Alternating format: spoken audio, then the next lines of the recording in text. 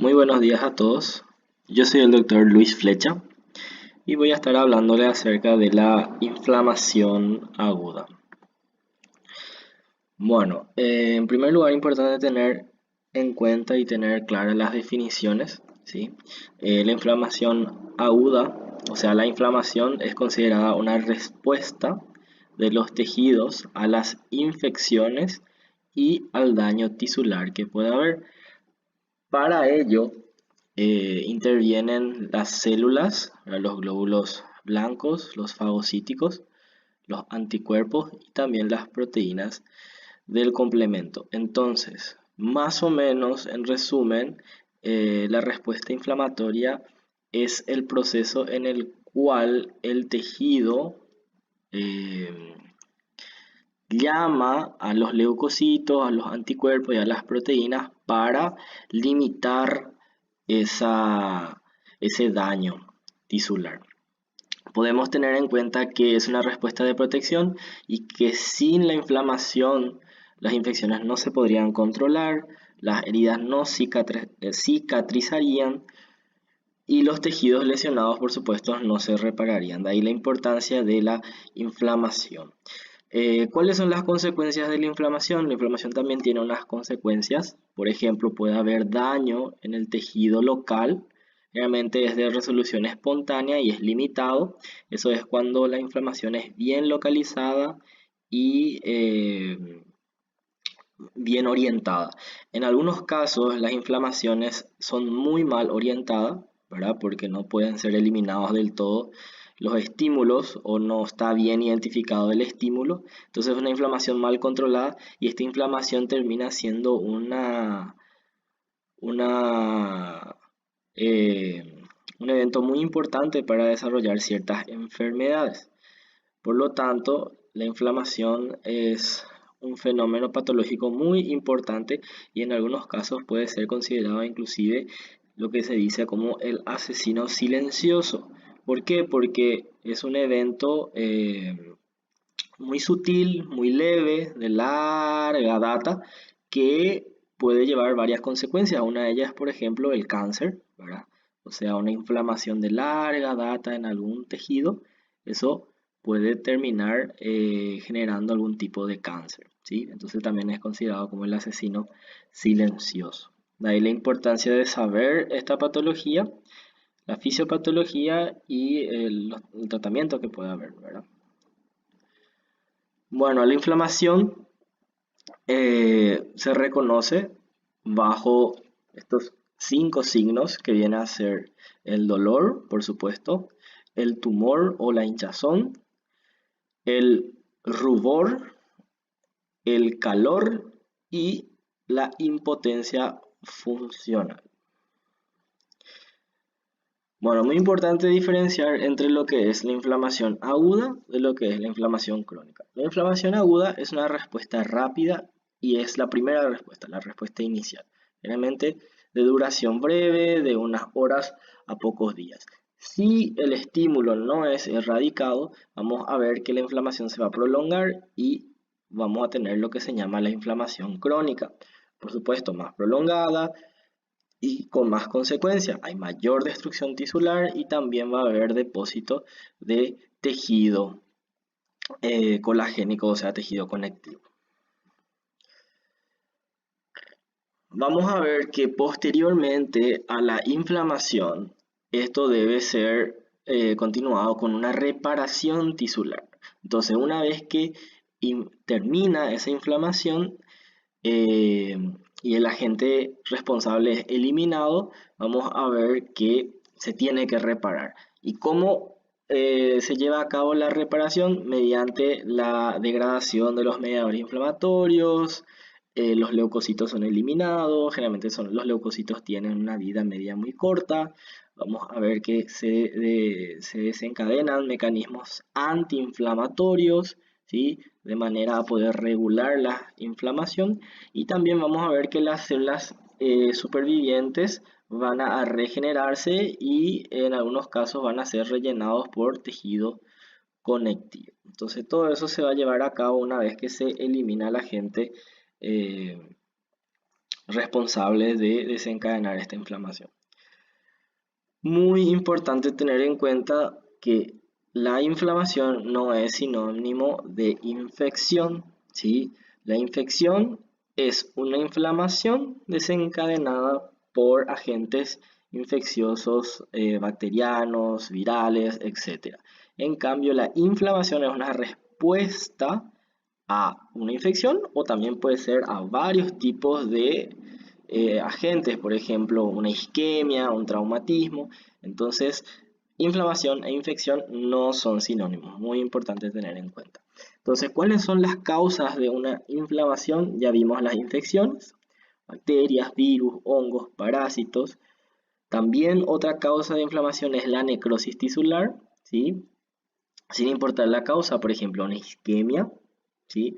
Un traumatismo, una agresión física, que puede ser calor, o química, ¿verdad? Por agentes químicos, inclusive cuerpos extraños pueden desencadenar una reacción inflamatoria. Vamos a ver que algunas sustancias endógenas que produce el propio cuerpo, cuando se depositan en gran cantidad, estos pueden desencadenar una reacción inflamatoria. Es un ejemplo, el colesterol, ¿verdad? Que puede producir la arteriosclerosis, entonces la reacción inflamatoria termina siendo desencadenada por este agente endógeno.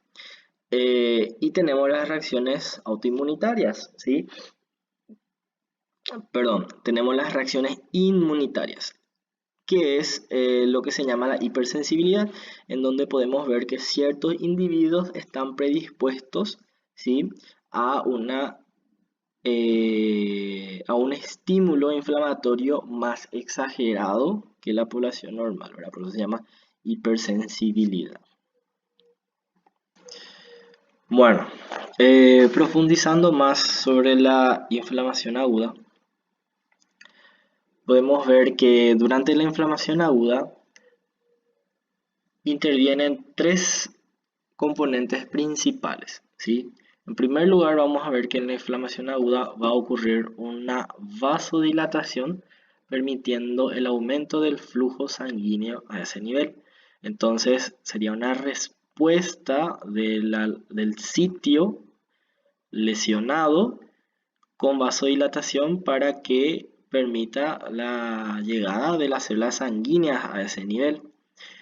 El segundo paso sería el aumento de la permeabilidad vascular, por supuesto, para que las células que circulan en la sangre puedan atravesar los vasos sanguíneos y llegar al tejido conectivo o el tejido donde está lesionado. Y luego tiene que ocurrir la migración de los leucocitos, acumulándose estos en el foco de la lesión y siendo activados, ¿sí? Entonces aquí tenemos dos gráficos que nos muestran muy bien las diferencias que hay en un tejido normal y un tejido inflamado. Fíjense los vasos sanguíneos como son más delgados, aquí son vasos sanguíneos de paredes más amplias debido a la vasodilatación, ¿sí? También vamos a ver que las células sanguíneas, miren cómo hay mayor cantidad en el tejido conectivo, sería debido a la mayor permeabilidad y a la migración que puede ocurrir. Bueno, entonces, ¿cómo reaccionan los vasos sanguíneos ante la inflamación? Vamos a ver que va a haber un cambio en el flujo de la sangre y en la permeabilidad, permitiendo lo que es la exudación. La exudación es un líquido que tiene un elevado contenido de proteínas y de células.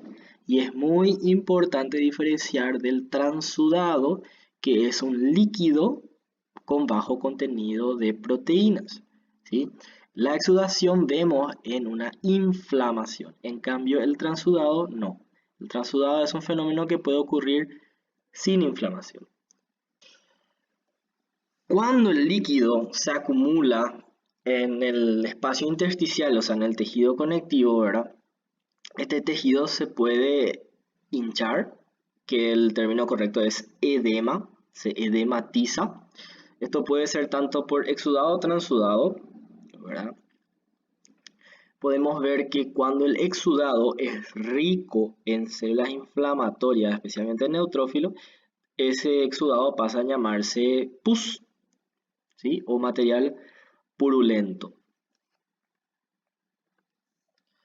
Entonces tenemos aquí nuevamente un gráfico que nos muestra bien la diferencia que ocurren en un exudado y en un transudado, ¿sí? En un estado normal vamos a ver que los vasos sanguíneos y el tejido conectivo eh, se conservan en un equilibrio debido a la existencia de una presión hidrostática, que es la presión que va a encontrarse entre los vasos sanguíneos, y en el tejido conectivo hay una presión que se llama presión osmótica o coloidosmótica. Entonces, cuando estas presiones están en equilibrio, esto está en un estado normal, que es lo que se encuentra en estados fisiológicos, ¿sí?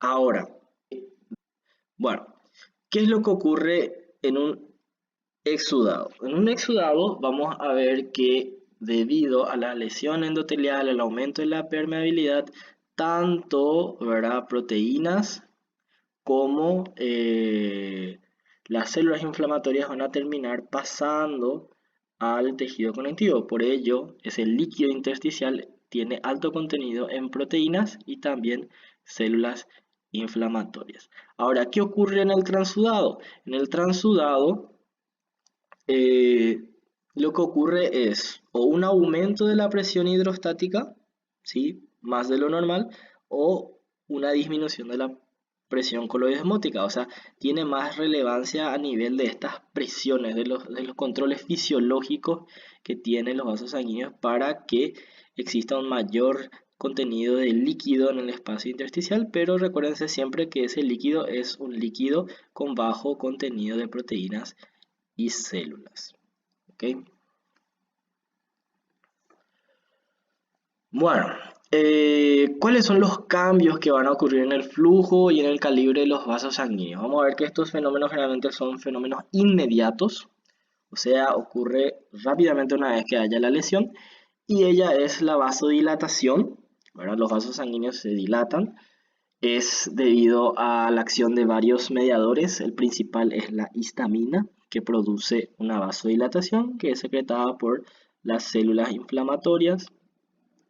Vamos a ver que esa vasodilatación va a permitir que eh, los vasos sanguíneos aumenten, haya mayor flujo sanguíneo. Entonces, al haber mayor flujo sanguíneo, ese mayor flujo sanguíneo va a ser lo que va a producir un mayor calor en dicha área, como también una coloración más rojiza debido a, por supuesto, la acumulación de sangre en ese lugar, que sería el segundo punto, ¿verdad? El aumento de la permeabilidad de la microvasculatura y la exudación. Entonces ahí va a haber que un enlentecimiento del flujo con una éstasis y por supuesto congestión vascular, que nuevamente repercute produciendo calor y rubor en dicho nivel. Y también vamos a ver que va a haber una expresión aumentada de moléculas de adhesión celular en el endotelio. Normalmente las células endoteliales no expresan receptores, por lo tanto las células inflamatorias no se adhieren a los vasos sanguíneos. Eso es en condiciones normales. Pero en condiciones anormales, ante un estímulo, ante una inflamación, sí expresan, que es lo que vamos a ver a continuación. Bueno, ¿cómo se aumenta la permeabilidad vascular? En primer lugar, mediante una respuesta transitoria inmediata, que consiste en el aumento de los espacios intercelulares, que puede ser debido a una contracción de las células endoteliales y se debe a mediadores inflamatorios nuevamente, ¿verdad? Principalmente la histamina, pero también interviene la bradicinina, los leucotrienos, etc. Este fenómeno es transitorio, por eso dura 15 a 30 minutos. Entonces, el primer fenómeno que puede ocurrir es un aumento, ¿verdad?, de los espacios intercelulares debido a una contracción de las células endoteliales. Podemos ver que en algunos casos la respuesta inflamatoria es muy leve, entonces esta respuesta no es tan inmediata y tampoco no es transitoria, que es lo que se llama extravasación prolongada retardada y se ve en algunos casos como quemaduras, lesiones físicas. Entonces, muy importante tener en cuenta esos casos, ¿verdad? Vamos a ver que también puede haber una lesión endotelial directa, o sea, las células endoteliales se rompen, mueren, dejando espacios abiertos, por lo tanto aumenta la permeabilidad.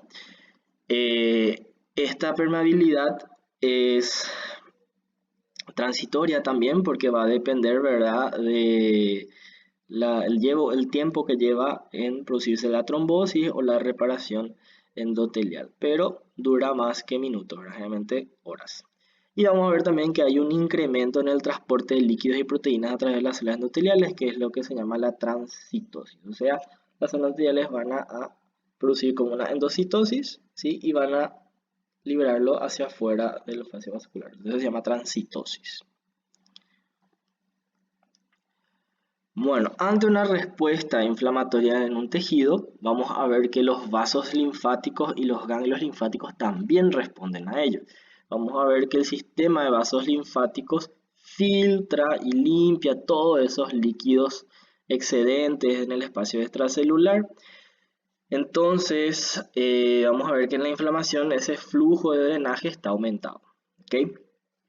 Y puede haber una respuesta secundaria en esos vasos linfáticos y ganglios, y ahí tenemos lo que se llama la linfangitis y la linfadenitis, ¿verdad? Que es cuando la respuesta inflamatoria alcanza a los vasos linfáticos y los ganglios linfáticos.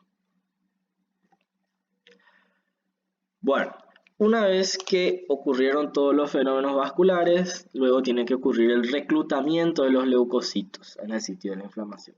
Entonces, vamos a ver que todos estos cambios en el flujo sanguíneo y la permeabilidad vascular van seguido inmediato de un flujo de entrada de leucocitos en los tejidos, ¿sí? Como le dije previamente, en su estado inactivo, las células endoteliales no fijan las células circulatorias ni impiden sus pasos. Vamos a ver que en la inflamación existen cambios en el endotelio, por lo tanto, este endotelio se activa pudiendo fijar los leucocitos. Y aquí tenemos unos gráficos que nos explican muy bien. Fíjense en las células endoteliales en un estado normal, tanto aquí como aquí. Fíjense, la superficie no muestra ningún receptor, pero ante secreción de ciertas citocinas, ciertas sustancias inflamatorias, estos sí, miren cómo van expresando en su superficie ciertas proteínas de adhesión para poder eh, reclutar estos leucocitos, ¿sí? Lo mismo vemos aquí abajo, vemos otra proteína que gracias en este caso a las quimioquinas cambia de configuración y termina dándole más afinidad o más estabilidad a estas proteínas, ¿sí? Entonces, ante una respuesta inflamatoria, las células se activan permitiendo, ¿verdad?, el reclutamiento de los leucocitos. Entonces, para que pueda ocurrir este reclutamiento tiene que ocurrir lo que se llama la adhesión del leucocito al endotelio. Entonces, el primer paso para que ocurra una adhesión del leucocito al endotelio es que los leucocitos accedan o se acerquen al endotelio. Por lo tanto, ¿qué es lo que ocurre? Existen cambios hemodinámicos haciendo que la circulación sanguínea, o sea, los elementos de la sangre, cambien su disposición. Vamos a ver que los glóbulos rojos van a tener una disposición más central y los glóbulos blancos más periféricos, de tal manera que van a estar más cerca de las células endoteliales. Y eso se llama marginación, ya que los leucocitos se marginan, se van hacia los costados, hacia las periferias, a lo largo de la superficie endotelial. Bueno, luego va a ocurrir lo que se llama el rodamiento. Vamos a ver que como va a haber un aumento de la vascularización, va a haber una vasodilatación, va a haber un enlentecimiento de la sangre y vamos a ver que la inflamación activa a las células endoteliales expresando ciertas proteínas, ciertos receptores, ¿sí? En este caso va a estar activadas algunas proteínas de la familia de la selectina, que son proteínas de adhesión de no tan fuerte agarre, podemos decirlo. Entonces va a permitir un ciclo repetitivo de adhesión transitorio al endotelio y desprendimiento. Entonces adhiere, se desprende, permitiendo un rodamiento del leucocito, que es lo que está mostrando aquí. Luego ocurre una adhesión más firme al endotelio y ahí es donde intervienen proteínas de adhesión más firme, que en este caso son de la familia de las integrinas, ¿sí? Entonces el tercer paso es la adhesión. Bueno, entonces para ello intervienen varios tipos de proteínas que es importante que sepan, ¿verdad? De qué familia corresponden, ¿sí? Fíjense, tenemos las selectinas, que son las proteínas que se encuentran, ¿verdad? Por ejemplo, la selectina L de los leucocitos, selectina E y P se encuentra tanto en el endotelio. Después tenemos las integrinas y por último una inmunoglobulina, ¿verdad? Que es el CD31, que le voy a hablar más adelante. Bueno, luego de la adhesión al endotelio del leucocito tiene que ocurrir la migración, ¿verdad? Esa migración se llama transmigración o diapédesis. Vamos a ver que las quimioquinas, que son las sustancias químicas estimuladoras, actúan sobre los leucocitos que se adhieren, ¿sí?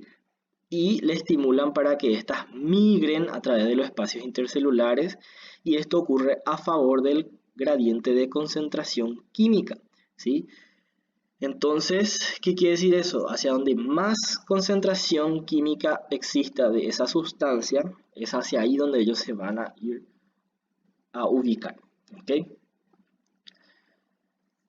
Entonces, fíjense, la migración a través de los espacios interendoteliales ocurre a favor del gradiente de concentración. Entonces aquí vemos cómo va atravesando los espacios intercelulares.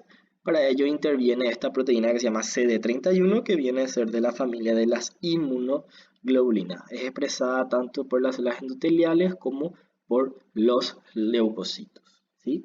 Y fíjense cómo se va ubicando hacia donde hay mayor gradiente de concentración de esa quimioquina. ¿Y cómo lo hace? Mediante la activación, ¿verdad?, de ciertos receptores que están asociados a proteína G, que una vez que son activados, ellos reclutan o reagrupan su citoesqueleto y van adoptando una localización más hacia donde se encuentra esa sustancia, de tal manera a movilizarse, ¿sí?, a llegar a donde hay mayor gradiente de concentración química de ese o de esa sustancia. Entonces esa movilización, ¿verdad?, ocurre mediante la quimiotaxis de los leucocitos, permitiendo un desplazamiento en el tejido hacia el sitio de la lesión. Entonces todas estas sustancias quimiotácticas, que pueden ser interleucina 8, proteína del complemento como C5A o leucotrieno, ¿verdad?, o sustancias de las bacterias propiamente dichas, ellos se unen a ciertos receptores y la respuesta es una reorganización o reagrupamiento del citoesqueleto, permitiendo su desplazamiento. ¿Qué es lo que vemos aquí? Esta es una imagen de microscopía electrónica de barrido donde vemos un leucocito y miren cómo el leucocito se va desplazando, ¿verdad? Este sería su cola, la parte que estaba atrás del leucocito, y aquí es la parte central. Y miren cómo se va movilizando, va generando como unas prolongaciones o pseudópodos, que es gracias a la reorganización de su citoesqueleto, y esto va hasta el sitio de mayor gradiente de concentración de quimioquinas, ¿verdad?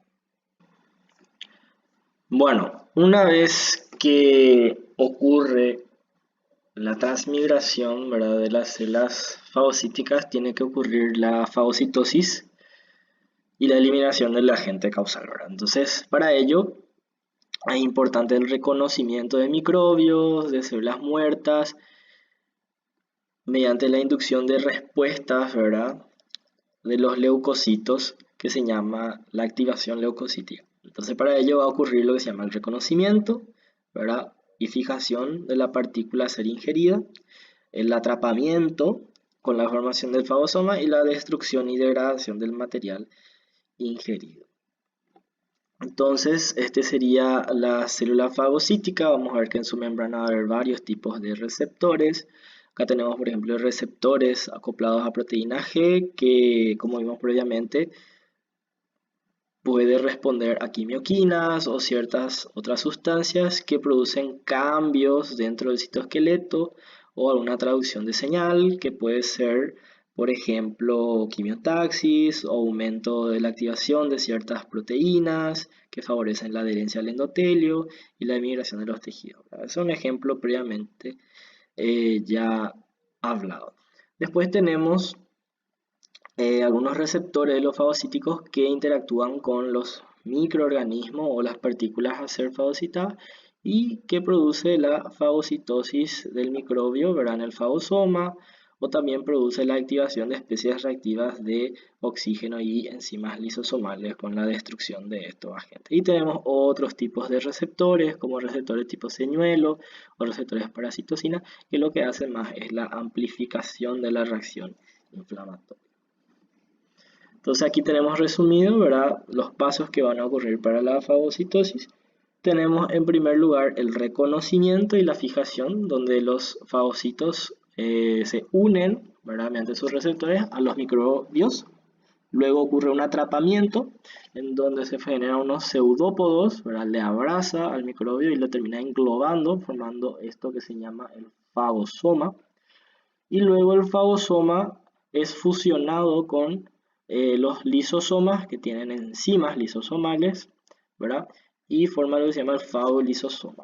Y en el fagolisosoma, ¿verdad?, mediante las enzimas lisosomales se generan especies reactivas de oxígeno, especies reactivas de nitrógeno, que son sustancias bactericidas, ¿verdad?, que terminan por producir la degradación de los microbios. ¿Okay?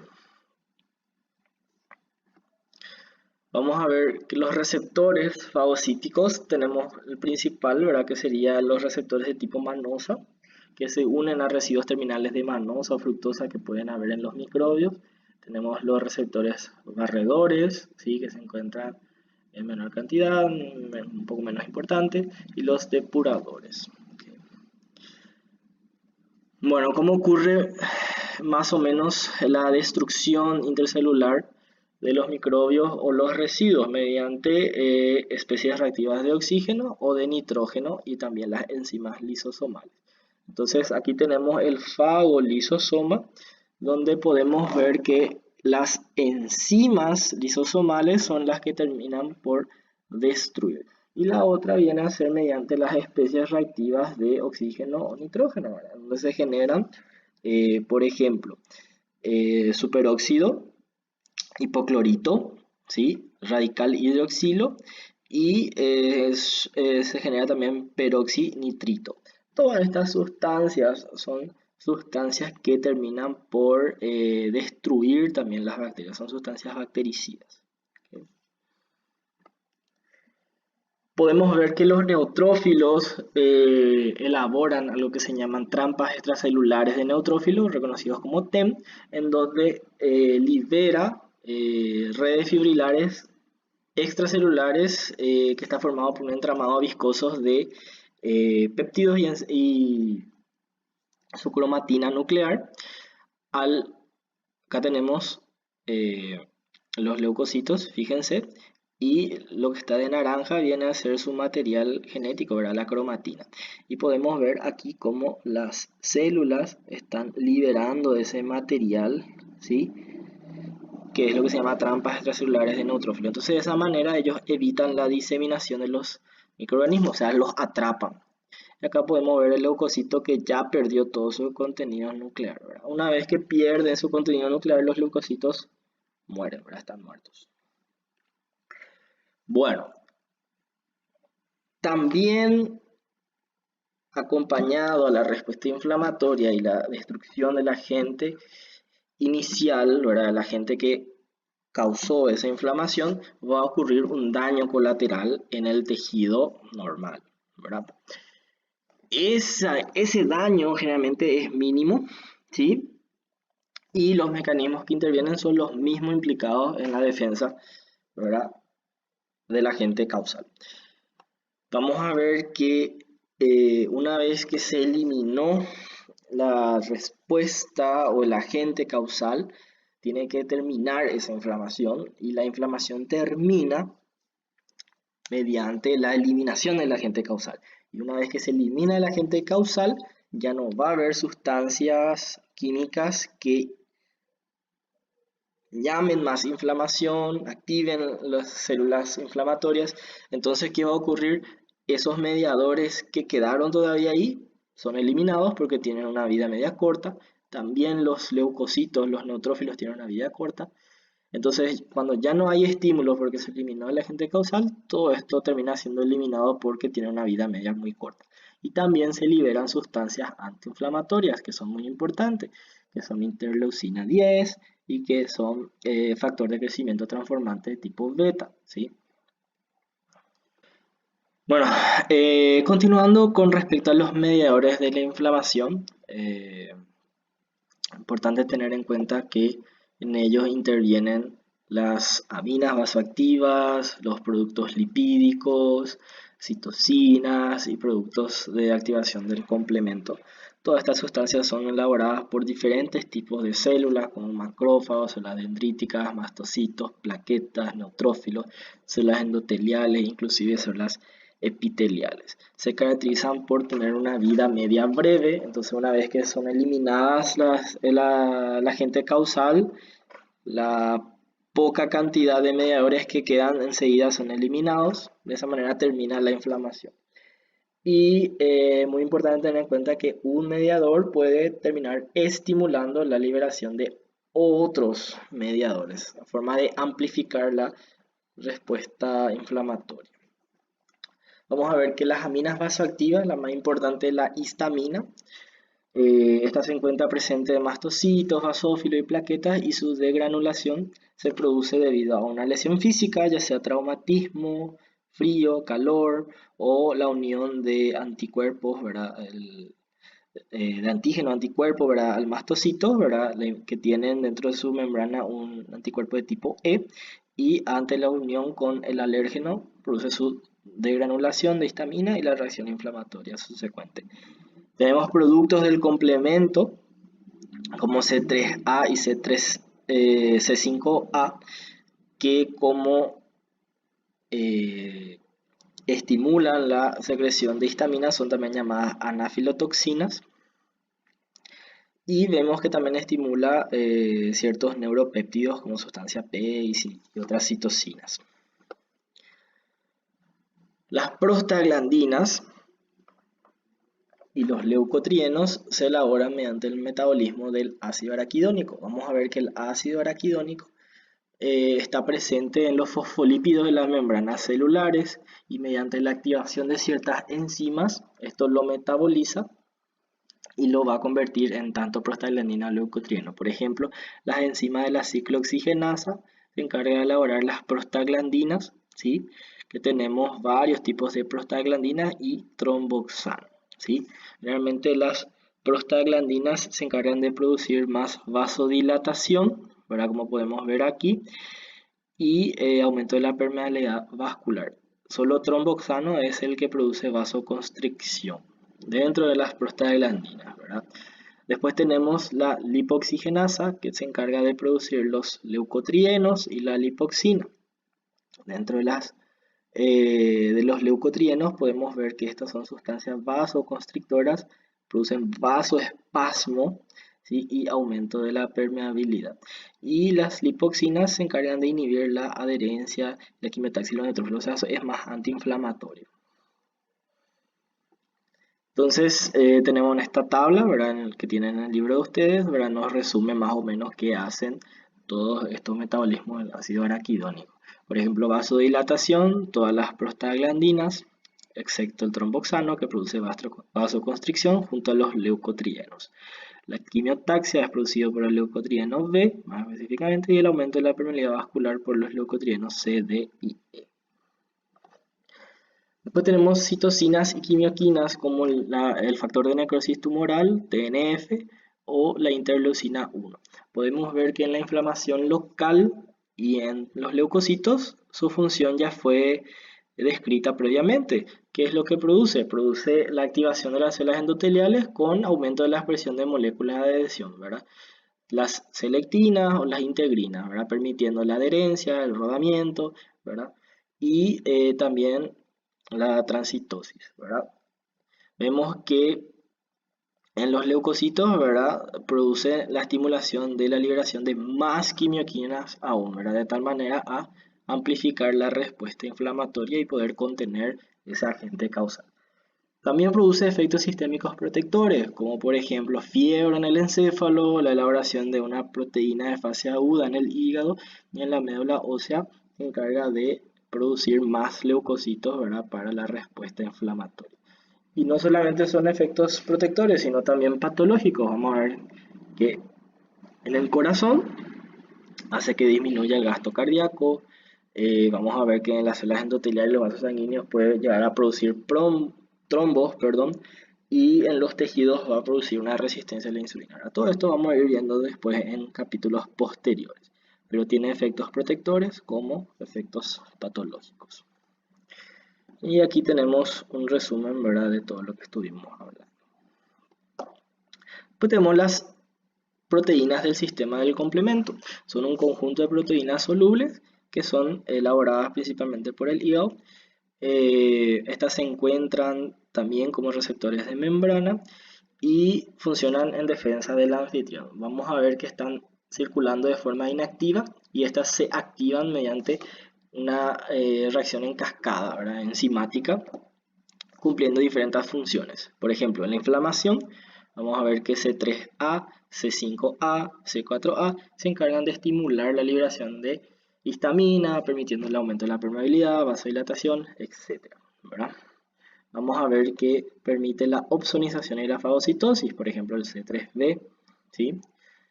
Favoreciendo la fagocitosis, por supuesto, y la lisis celular formando algo que se llama complejo de ataque de membrana o CAM, que altera la permeabilidad de la membrana, produciendo la lisis de esa célula extraña o partícula extraña, ¿verdad? También importante destacar que hay proteínas que se encargan de regular a estas proteínas del complemento, ¿verdad? Tenemos inhibidor C1, factor acelerador de la degradación, ¿verdad? Y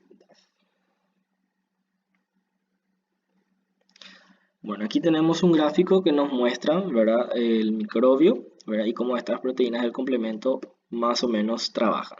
Vamos a ver que en algunos casos forman como algo que se llama complejo de ataque de membrana, en donde genera la lisis del microorganismo debido al aumento de su permeabilidad, ¿sí? Vamos a ver que el C3B termina funcionando como una opsonización. ¿Qué quiere decir eso? Que permite el reconocimiento, ¿verdad?, del fagocítico y estimula la fagocitosis. Y vamos a ver que también se encarga de producir quimiotaxis, ¿verdad? Entonces, de esa manera recluta otros leucocitos para la destrucción de los microorganismos.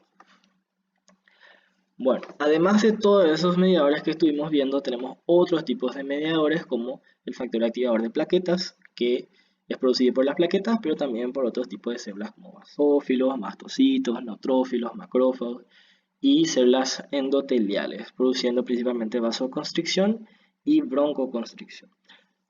Vamos a ver que hay productos de la coagulación como la trombina, ¿sí?, que termina siendo, que activa receptores activados por proteasas, muy importante, y cininas y neuropéptidos, ¿okay? Bueno, y aquí finalmente tenemos una tabla donde nos resume todo lo que estuvimos hablando de los mediadores de la inflamación.